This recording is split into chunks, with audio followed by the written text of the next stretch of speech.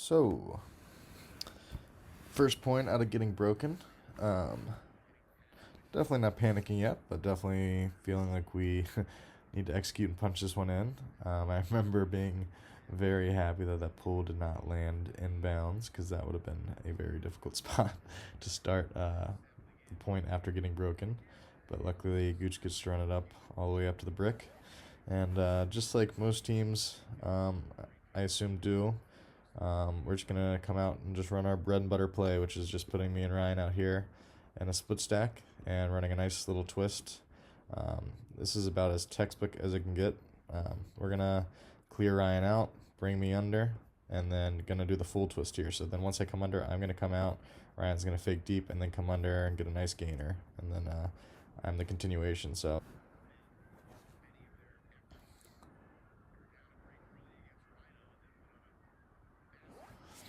And you'll see me make this cut a lot, but I'm a big fan of the jump cut just because it's really, really tough to defend. Again, it gets the defender on its heels, and once you land, you have all the momentum to work with, and the defender has no idea, if you're going deep, if you're coming under.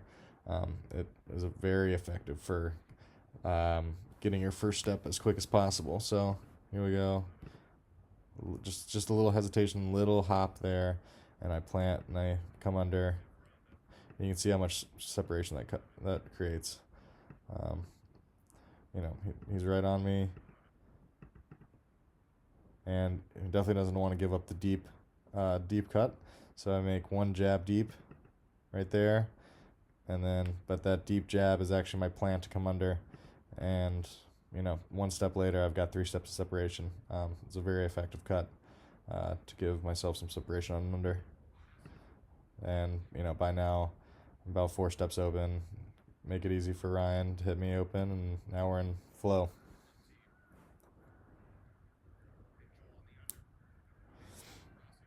So just like that, in 2 passes, 3 passes, now we're almost in our end zone set. We've with the combination of that and the brick, 3 passes later, and we are in a really comfortable position where we like to be.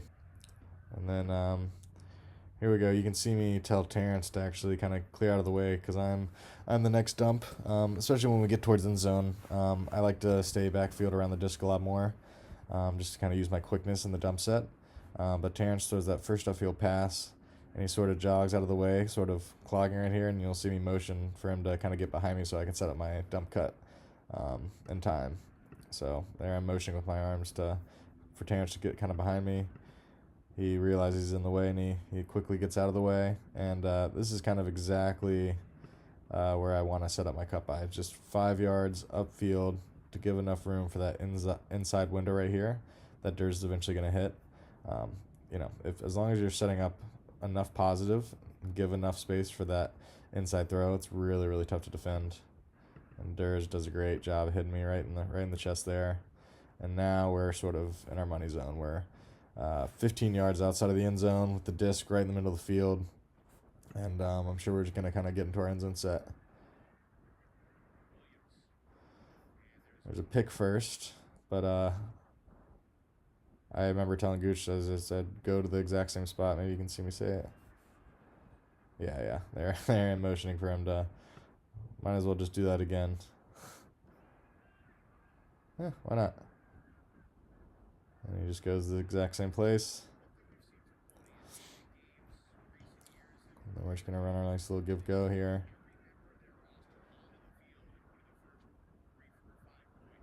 And all I'm doing here is just waiting to see what Ryan's going to do. So he's in isolation. I'm not in the best spot here because if Ryan wants to cut to this side of the field, which I think he eventually does, I'm sort of in the way. But really all I see is this big open space right here. And I'm hoping Ryan doesn't cut to that space because I know I can beat my guy in a foot race to this spot right here. So all I'm really doing is eyeing that spot, and as soon as I see Ryan cut to this side, I'm really trying to just get let out all the way to the end zone here. And so I was hoping Gooch would just float it all the way into the end zone for me. Not a big deal that he didn't, but I just try to milk it all the way. And then Durs doing what he does best and finishing for the goal. Once again, maybe we can get a little slow-mo on that.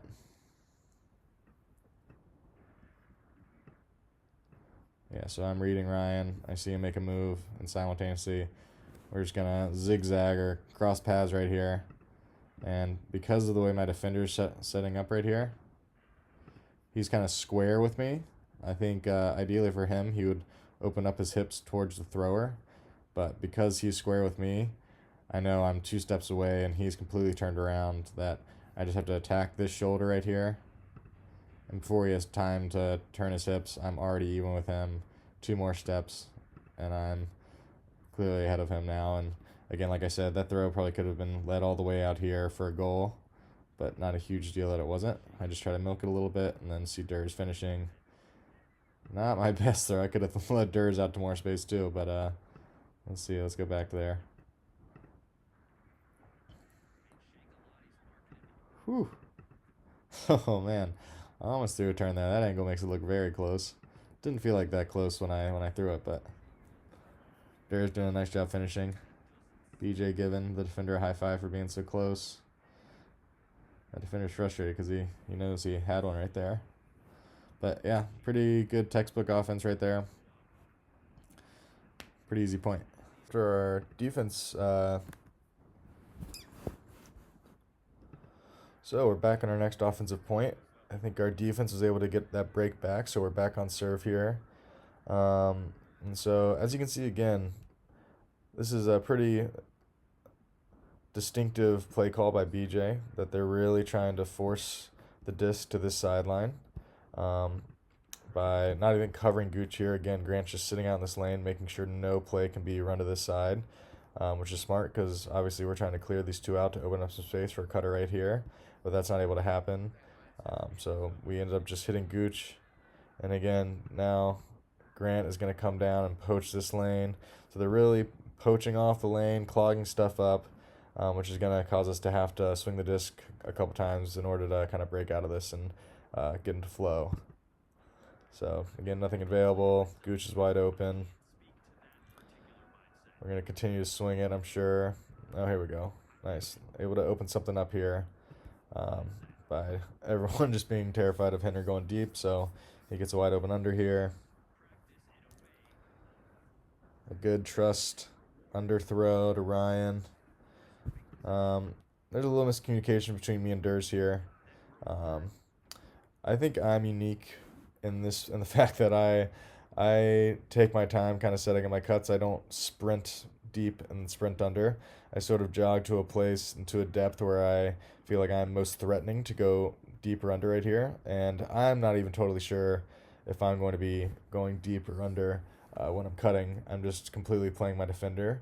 But again, I'm sort of jogging into that spot, which is I'm sure about going to be right here when I break it down.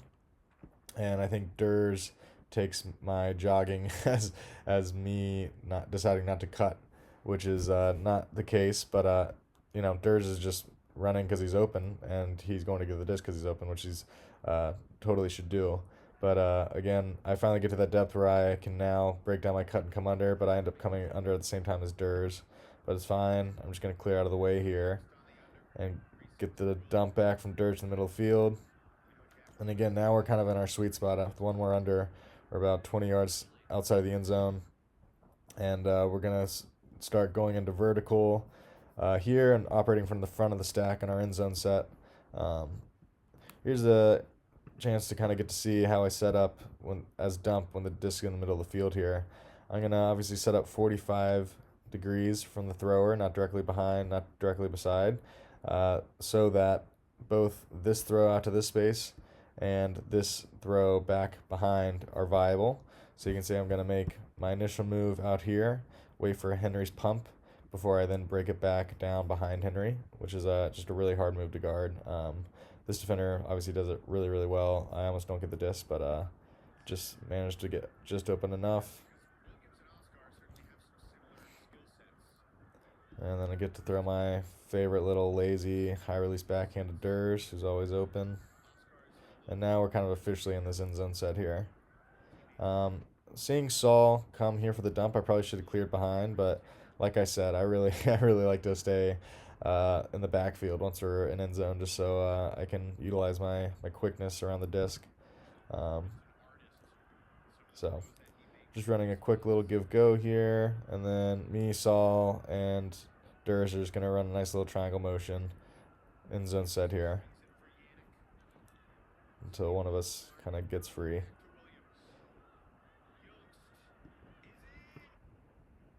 That that end zone set's just really tough to guard, especially when you have Durs. This is just an absolute cheat code. I think they just get lost in a switch here. So I'm being guarded by this guy, and he kind of goes off the switch, leaving me unmarked. Free throw to Durs. For a second, I thought I put it too far, but can't overthrow Durs. Another front cone goal for the GOAT.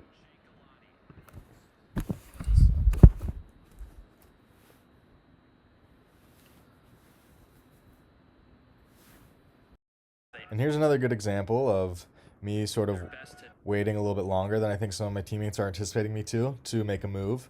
In this particular instance, Saul catches this disc really close to the sideline. And so I'm right here. I decided that I'm in a position where I don't want to clear. I do want to make a cut. But because he's so close to the sideline, I know that if I start making my cut right now, I'm going to run out of room on the sideline. So I'm just going to wait for Saul to catch the disc and make eye contact with me before I make my initial move. And again, I think Ryan sees me and is waiting for me to make a move, and he takes my me staying still for a split second as maybe signal that I'm not going to cut, when really I'm just trying to figure out exactly how I want to cut into the space.